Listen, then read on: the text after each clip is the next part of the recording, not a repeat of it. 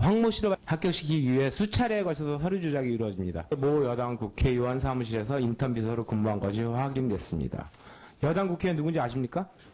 그거는 모릅니다. 나는 새도 떨어뜨린다는 친박 실세. 최경환 경제부총리입니다. 이거는 제가 취임하기 전에 발생한 일이고 이런 사유까지는 모르고 그리고 감사원의 결과 보고서에도 알 수 없습니다. 지금 계신 분들은 알 수 없기 때문에.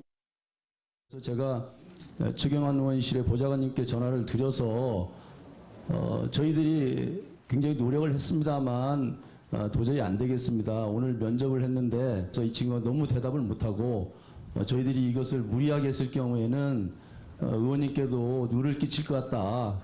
취직을 시키지 않는 게 좋겠습니다라고 보좌관한테 얘기하니까 이사장님께서 직접 오셔서 보고를 해 주셨으면 좋겠다.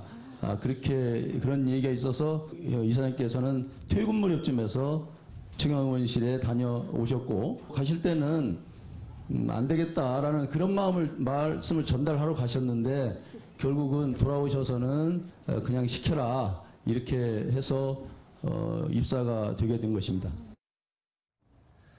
자, 지금부터 경제부총리를 지낸 이 박근혜 정부의 실세 최경환 의원 그리고 그가 데리고 있던 인턴 직원이 우리나라 공기업에 어떻게 채용되게 되는지 취직을 위한 청년들의 전쟁 가운데 있었던 일 정리해 보겠습니다. 2140등이었는데 그 젊은 청년은 36등으로 껑충 뛰게 됐습니다. 손수 변호사께 큰 그림 먼저 좀 설명을 해 주십시오. 네, 당시에 중소기업진흥공단 이사장으로 재직했던 박철규 전 이사장이 있는데요. 이제 박철규 이사장이 있을 당시에 최경환 당시 경제부총리가 자신의 지역사무소 인턴 직원을 했던 황모 씨를 합격하라고 지시했다라는 충격적인 내용을 어제 법정에서 증언했습니다. 자, 박철규 옛날 중소기업진흥공단 이사장을 했던 분인데 그동안 실세라는 최경환 경제부총리의 인턴이 몰래 규정을 어겨가면서 공기업에 채용됐느냐 마느냐 논란에서 절대 문제 없었다고 얘기했던 분이지만 어제 말을 바꿔서 맞다 그런 일이 있었다고 얘기한 거네요. 그렇습니다. 그동안은 그런 일 없었다고 줄곧 수사 과정에서도 그렇고 이야기를 했는데요. 어제 법정에서는 그동안의 이야기들을 확 바꿔서 시인했고요. 또 그 내용이 이 관련된 의혹이 굉장히 좀 구체적으로 좀 나오고 있습니다. 자, 실제로 오늘요. 자, 이 공기업에서는 채널A가 취재했을 때 이제 정확하게 숫자를 얘기해 주고 있습니다. 몇 명이 지원했고, 몇 등 했고, 어떻게 바뀌었고, 숫자를 지금부터 소개해 드리겠습니다. 네, 총 36명이 최종 채용이 됐는데요. 서류 지원자가 무려 4,500명에 달합니다.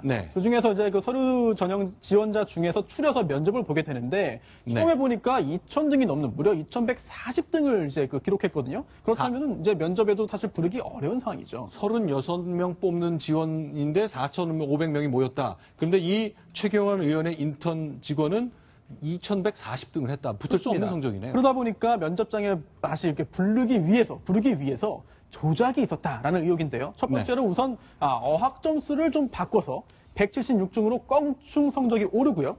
그런데도 좀 미흡하니까 응시를 중간에 철회한 사람들을 뺐더니 또 164등입니다. 그래도 모자르죠. 그러다 보니까 점수를 다시 한번 조작을 해서 이제는 146등이 됐습니다. 자, 여기가 이제 인터뷰하기 전에 서류 전형까지 얘기죠. 그렇습니다. 그래서 면접장에 갔는데 면접장에서 또 굉장한 면접 능력을 보여줘서 최종적으로 36등 안에 들어서 최종 채용 합격자 안에 들었던 의혹이 지금 제기되고 있습니다. 네, 임수정 기자. 그런데 방금 전에 국정감사 장면에 얘기했듯이 인터뷰를 하는데 면접을 하는데 너무 말을 못해서 안 하시는 게 좋겠다 했다 그랬잖아요. 그럼에도 불구하고 인터뷰 성적이 굉장히 좋은 것처럼 포장이 돼 36등 안에 들었거든요.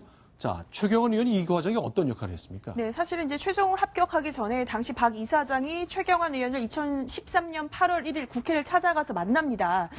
어찌어찌해서 면접까지는 붙여놨지만 너무 면접을 못해서 외부위원이 강하게 반발한다. 도저히 황모 씨를 불합격 처리하는 게 좋겠다. 도저히 합격을 못 시키겠다라고 이야기를 했다고 합니다. 그랬더니요, 최경환 의원이 아이고 내가 결혼시킨 아이인데 성실하고 괜찮으니까 믿고 써봐라. 제 응시 권유에도 그냥 해. 그냥 합격시켜라 라고 지시를 했다라고 진술을 했습니다. 자, 박성부 부장께 좀 여쭤볼게요. 이제 최경환 의원은 이제 경산 지역에서 이제 5선에 올라섰고, 그러면은 대통령의 총애를 받고 있는 분입니다. 데리고 있던 인턴 직원이고 아마 결혼시켰다는 게 아마 주례를 섰던 얘기인 거 아닌가 싶은데, 실세니까 한 명쯤 시켜주는 거 어떻겠냐. 이렇게 말하는 사람이 일부 있기도 있거든요. 어떻습니까? 그러나 저것이야말로 자신과 관계 있는 사람을 합격을 시키면 누군가를 떨어뜨리는 어떤 그야말로 정의에 어긋나는 원칙이기 때문에 그런 일이 실제로 있었다면 안 되겠죠. 근데 지금 더 좀 궁금한 것은 박철규 이사장이 지금 저렇게 구체적인 얘기를 하면서 당시에는 왜 저런 얘기를 하지 않았었는지 그렇다가 왜 이제서 저런 얘기를 하는지 그런 배경이 정말 더 좀 밝혀져야 될 이런 사안이 아닌가 싶습니다. 그걸 좀 짐작할 수 있는 게 있습니까? 보통 관련된 사람들이 사실 이게 감사원이 감사까지 들어가서 2,000 몇백 등, 170등, 36등 이렇게 숫자가 다 감사원까지 지적을 했던 거잖아요. 그렇습니다. 그런데 모두 다 무슨 소리냐? 최경환 의원은 관계 없었다고 얘기하지 않았습니까? 네, 박철규 전 이사장은 특히나 이렇게 구체적으로 이야기를 했습니다. 왜 이렇게 그동안 했던 이야기와 다른 이야기를 하냐 했더니 그동안은 사실 최경환 당시 부총리가 굉장한 실세 의원이고 본인에게 진실을 얘기했을 때 불이익이 올 것이 좀 이제 걱정이 됐다. 그렇기 때문에 이야기를 못했는데 그 후에 이 재판을 기다리면서 여러 번의 그런 번뇌를 하고 고민을 했는데 결국은 이제 얘기할 수밖에 없겠다라는 생각을 했다고 하고요. 또 하나가 이제 어제 이야기했던 것이 법정에 증인으로 이제 나가서 증언을 한 거거든요. 지금 화면에 보이는 분이 박철규 전 이사장이죠? 네, 법정에서의 증언은 이제 위증죄가 있기 때문에 진실되지 않은 증언했을 경우에 형사 처벌을 받게 됩니다. 하지만 이제 그 전 단계에서 수사기관에서 했던 진술이나 기타 감찰기관에서 했던 내용이나 아니면 언론 관계에서 언론 상대로 한 내용들은 뭐 거짓말을 했다 하더라도 비난, 도덕적인 비난은 가할지 몰라도 형사처벌 대상은 아니거든요. 그렇기 때문에 그런 점도 혹시라도 진술을 바꾸고 제대로 말하는데 뭐 단정할 수 없겠습니다만 이렇게 번복한데 일종의 어느 정도 영향을 미친 것이 아닐까 짐작됩니다. 근데 실제로요. 자, 박철규 전 이사장도 있고요. 그 다음에 이제 후임자가 임채훈 전 이사장. 아까 국정감사 때 얘기가 나는 이제 늦게 와서 잘 모르겠다고 했던 분이거든요. 이런 분들 글쎄요. 늘 최경환 의원을 감싸는 듯한 발언이 계속 이어졌던 건 사실이잖아요. 네, 박철규 전 이사장 같은 경우는 당시 분명히 말했어요. 최 의원을 만났지만 청탁은 없었다라고 선을 그었었거든요. 그리고 임채훈 전 이사장도 최 부총리가 살아야 너도 산다. 사실상 이게 어떻게 들어보면 협박처럼 들릴 그럴 소지가 있는 발언이에요. 이 말을 인사 담당 책임자에게 얘기를 했던 거잖아요. 네, 그렇습니다. 그리고 감사원 보고서에서는 청탁 인물을 외부라고 아주 모호하게 최경환 의원을 지칭하지 않고 외부라고 모호하게 표현을 하면서 좀 최경환 의원 감싸기에 좀 나섰던 그런 정황들이 드러나고 있습니다. 박성원 국장, 이건 어떻습니까? 감사원이요. 자, 이제 이런 공기업의 채용 문제가 얼마나 문제가 있었는지를 따지는 얘기를 하는 과중에 정리를 했습니다. 뭔가 문제점 지적해냈거든요. 그 바람에 이 사람이 이제 합격을 했다가 지금 안 다니고 있는 건데 청탁 인물을 외부라고 한마디만 썼다. 그냥 이 정도는 또 실세니까 봐줄 수 있는 겁니까? 감사원이 만약에 적극적인 의지가 있었다면 외부라고 쓰지 않고 구체적으로 어떤 예를 들어 뭐 최 부총리였다든지 이렇게 구체적으로 기술을 했을 텐데 당시에 감사원이 또 설명을 보면 굉장히 형식 논리적으로 어떤 처리를 한 느낌을 많이 봤는데 그래서 당시에도 상당히 의문으로 많이 지적이 됐었는데 저러한 보고서는 좀 제대로 된 감사원의 감사가 이루어지지 않았다라고 하는 하나의 정황이 아닌가 싶습니다. 근데 지금 보시듯이요. 법정이니까 위증의 죄로 처벌받을 수 있기 때문에 이제 진실에 대해서 접근한 말을 했지만 사실 저희가 처음에 영상에서 보여드린 대로 국정감사장에서는 이런저런 저런 얘기 뭐 증인선선합니다만 사실과 다른 얘기 많이 나왔잖아요. 네, 그렇습니다. 자, 국정감사를 통해서 국회 차원에서 진실규명이 좀 얼마나 한계가 있는지 뭐 그런 걸 보여주는 장면이 아닐 수 없습니다. 자, 어쨌건 실세라고 불리는 최경환 의원의 인턴 채용되는 과정에 이런 일이 있었다는 것, 이동영 차장.